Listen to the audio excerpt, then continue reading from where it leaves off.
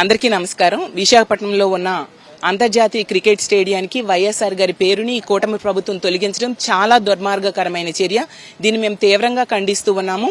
వైఎస్ఆర్ గారు ఆంధ్రప్రదేశ్ రాష్ట్ర ప్రజల అభివృద్ధి కోసం, సంక్షేమం కోసం ఎంతగానో కృషి చేశారు.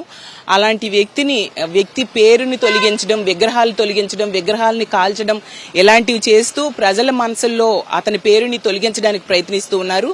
ఇలాంటి పనులు ఎన్నైనా చేయగలరు కానీ ప్రజల గుండెల్లో ఉన్న వైఎస్ఆర్ గారి పేరుని మాత్రం తొలగించడం ఎన్ని జన్మలెత్తినా ఈ కూటమి ప్రభుత్వానికి సాధ్యం కాదు అని తెలియజేస్తున్నాను.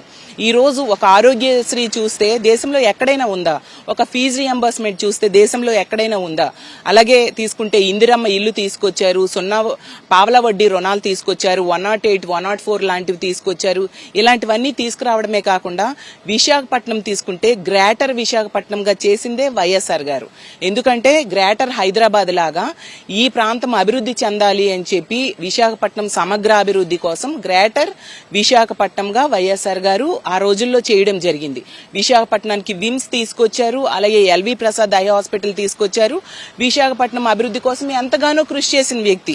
అందుకు గుర్తుగా వైఎస్ఆర్ గారు చనిపోయాక 2009లో వైఎస్ఆర్ గారు చనిపోయాక ఆ తర్వాత ఈ క్రికెట్ స్టేడియానికి వైఎస్ఆర్ గారి పేరు పెట్టడం జరిగింది.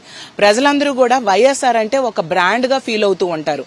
అలాంటి బ్రాండ్ ని తొలగించాలని వీళ్ళు ప్రయత్నించడం ఎంతవరకు సమంజసం? ఎంతసేపు వైఎస్ఆర్ గారి పేరుని, అలాగే వైఎస్ఆర్ గారి కొడుకు పేరుని ప్రజల మనసుల్లో తొలగించడానికి ఈ కూటమి ప్రభుత్వం ఎంతగానో ప్రయత్నిస్తూ ఉంది. వాళ్ళని చూస్తే ఈ కూటమిలో ఉన్న వాళ్ళకి ఎంతో భయపడిపోతూ ఉంటారు, వణికిపోతూ ఉంటారు. వీళ్ళు వాళ్ళకంటే ఎక్కువ అభివృద్ధి, సంక్షేమాన్ని చేయాలి తప్ప ఇలాంటి దుర్మార్గకరమైన పనులు చేయడం ఎంతవరకు సమంజసం?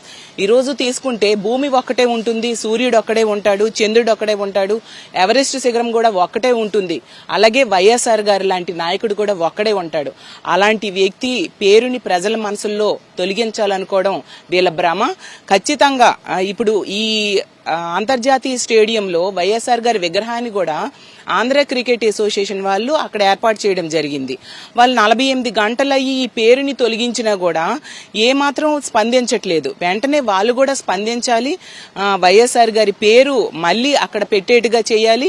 గతంలో మనం చూసాం, జగన్మోహన్ రెడ్డి గారు ఎన్టీ రామారావు గారి పేరుని ఒక జిల్లాకే పెట్టారు. చంద్రబాబు నాయుడు గారు ఇది 4వ ముఖ్యమంత్రి కావడం. జిల్లాకు కాదు కదా, ఒక మండలానికి కూడా ఎన్టీ రామారావు గారి పేరు పెట్టలేదు.